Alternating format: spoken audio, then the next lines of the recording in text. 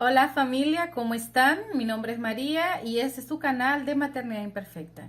Si eres nuevo por aquí, te invito a suscribirte al canal, a compartir los videos, a compartir el material que estamos creando en este canal para ayudar a todos los padres, madres, cuidadores, profesores y personas que están interesadas en ayudar a criar los niños de manera más respetuosa, cariñosa, amorosa, firme, pero amorosa. ¿Vale? El día de hoy quiero compartir con ustedes acerca de niños bilingües.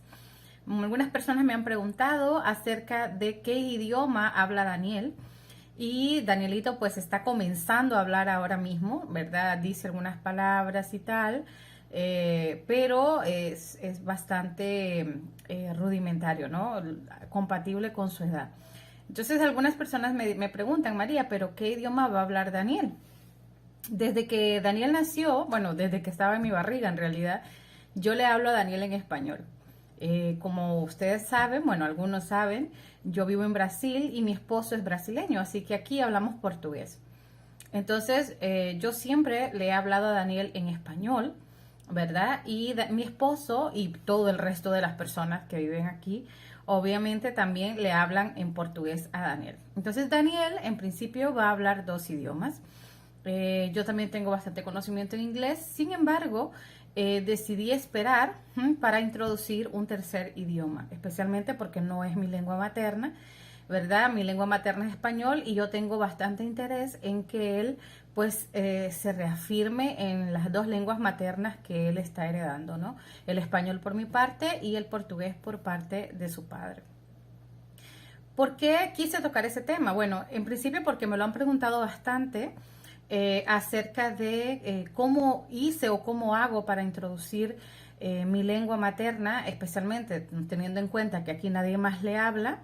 Y realmente ha sido bastante interesante el proceso. Al principio recuerdo que cuando Daniel estaba bien pequeñito, yo todavía me sentía un poco como aturdida, ¿no? Por el parto y el cansancio sobre todo. Recuerdo que a mí se me olvidaba hablarle en español a Daniel a veces, ¿no? Pero poco a poco, pues la práctica y el hecho de que yo realmente quería pasarle mi lengua materna a Danielito, pues me hizo irme ya acostumbrando a dirigirme a él en español. Desde el punto de vista científico, lo que se dice es que los niños bilingües pueden tener un pequeño retraso al comienzo de que comiencen a desarrollar el habla. Básicamente porque pues ellos están comenzando con dos corrientes lingüísticas y que eso puede tener algún tipo de pues, retraso, ¿no? En el habla. Entonces es algo completamente normal. Se sabe que es así, entonces es importante que si usted está criando a un niño bilingüe, pues que no se sienta o no lo presione tanto, ¿no? Porque puede haber ese retraso y de hecho Daniel acaba de cumplir 2 años y yo veo que hay niños que tienen menos edad que Daniel que ya hablan muchas más cosas, ¿no? Que de lo que Daniel puede hablar. Sin embargo, sin ánimo de comparar, sí es importante que entendamos que es algo que está dentro de la normalidad para no desesperarnos, ¿no? De repente vemos que otros niños están hablando más cosas y tal. Recordemos que ellos están con dos vertientes lingüísticas. Una de las cosas interesantes que yo he hecho con Daniel es que los programas, por ejemplo, que él ve en la televisión, Daniel no tiene acceso a celulares o tablet y tal, pero sí tiene sus horas de televisión, ¿verdad? Son en español en la mayoría de los casos. Hace poco tiempo comenzamos a ponerle también algunas cosas en portugués, pero en la mayoría de los casos, de las cosas que él normalmente ve, son en español. Yo hago una lección, ¿verdad?, de la Biblia con él para niños pequeños. Todos los días también se la hago en español porque yo soy la que se la hago.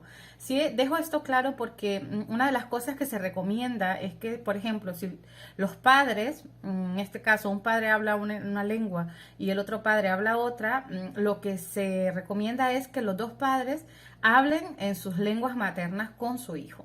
Entonces, por ejemplo, como yo soy la que hago esta actividad con Daniel, entonces yo se la hago en español. Cuando el padre le lee alguna cosa, alguna historia y tal, entonces él se la lee en portugués. Entonces es algo que pues permite, ¿no? Inclusive una de las cosas que se dice es que los niños inclusive comienzan a percibir la voz dependiendo de quién les está hablando, ¿no? Y se acostumbran al hecho de que alguien les hable en portugués o que alguien les hable en español o en cualquier otra lengua. Entonces es una forma de que el cerebro se va adaptando a esas dos lenguas que están conviviendo pues de alguna manera contemporáneas, ¿no? Juntas. Otra cosa también importante es que los niños bilingües, ¿verdad? Son niños que en algunos casos, no estoy hablando que en todos, pueden hablar como mezclando, ¿no? Y de hecho mucha gente, no pocas personas me han dicho en algún momento, María, pero se va a confundir Daniel, ¿no? De repente no va a saber qué hablar y tal, y realmente sucede, pero también es algo temporal. Como dije, es un proceso a nivel cerebral que sucede y que justamente es un proceso adaptativo. Entonces sí es importante que pues tampoco lo veamos como una cosa horrible, bueno, ahora va a hablar así para siempre. No, es un proceso que comienza y tiene su final, ¿verdad? Y que es algo normal, ¿no? Dentro del mundo bilingüe. Entonces tampoco hay que estresarlo o estresarnos nosotros por eso. Porque el hecho de que mezcle las dos lenguas, pues es bastante común en los inicios. ¿Cómo se hace para criar a un niño bilingüe? Bueno, lo primero es proponérselo. O sea, los adultos tenemos que proponernos a hacerlo y estar siempre estimulando la lengua. Por ejemplo, Daniel, hoy por hoy, él habla más español que portugués, ¿verdad? Él habla más español que portugués porque él pasa más tiempo conmigo. Entonces, al pasar más tiempo conmigo, pues obviamente la lengua dominante se vuelve el español. Pero en algunos casos nosotros lo hemos tenido que dejar con unos amigos o ¿verdad? Se ha quedado relacionándose con los otros niños de nuestro condominio. Entonces, yo siempre le pregunto a la gente, cuando usted le dice algo a Daniel, él entiende, o sea, él hace lo que usted le está diciendo y tal y tal. Y pues la gente me dice, no, sí, perfectamente. Y de hecho le hablan en portugués. Pero a la hora de él hablar, está hablando más en español. Entonces, una de las cosas interesantes también que sucede es eso, ¿verdad? Que hasta cierto punto se crea ese parámetro, esa lengua dominante, dependiendo de con quién pase más tiempo el niño. Que tampoco pasa nada porque igual es una cuestión que se da más a los inicios, ¿no? Y que al final, pues, resulta algo que termina, ¿no? Y que al final él entiende y atiende y habla en las dos lenguas.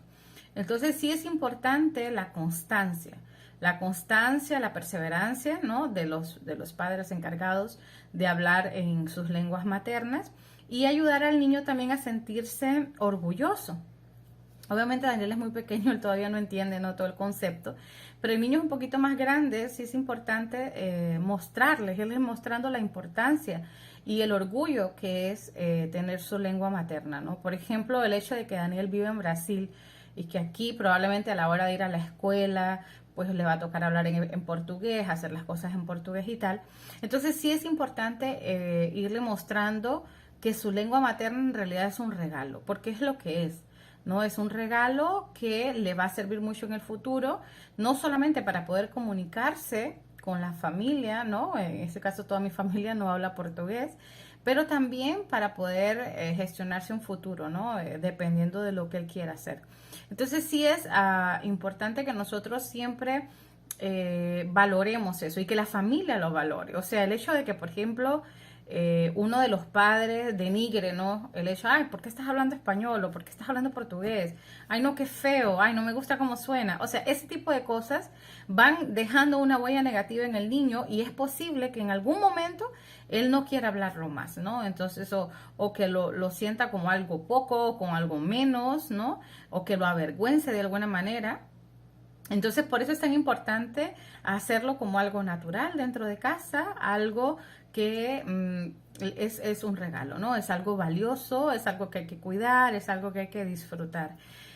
Para niños más grandes, ¿verdad? Vamos a decir que hay un niño que ya tiene 5 años, nunca lo pusieron o nunca le instauraron, ¿no? La lengua, el idioma cuando era más pequeño, cuando era un bebé y tal, y de repente quiere comenzar. Aquí sí ya es importante decir lo siguiente. Hay que entrarle poco a poco, y más que obligar al niño a hablar una lengua, un nuevo idioma, pues lo que hay que hacer es conquistarlo, ¿no? Irlo conquistando con historias, con cuentos. Mira, tú sabes cómo se dice esto en tal lengua, en tal idioma y tal. Disculpen que estoy diciendo mucha lengua, pero es que en portugués la frase para el idioma es lengua, ¿no? Pero en fin, el idioma, ¿no? Entonces, sí es muy importante poder irlo conquistando, ¿no? Irle mostrando los beneficios de hablar un segundo idioma, ¿no? No solamente a nivel académico o a nivel de estructuras cerebrales, también se sabe que las personas que son bilingües o inclusive multilingües, ¿no? Que ya hablan más de dos idiomas, se sabe que son personas que tienen pues algunos beneficios, ¿no? A nivel cerebral, a nivel de todo lo que es la parte de la inteligencia, ¿no? Entonces sí es algo bueno, es algo importante, pero como digo, si no lo hacemos desde el inicio, después, pues lo que hay que hacer, más que obligarlo, porque no vamos a llegar a ningún lado obligando a los niños que tal vez no quieren hacer algo, más que obligarlos sería conquistarlos y ayudarlos a ver los beneficios que tienen. Bueno, yo espero que les haya gustado este video.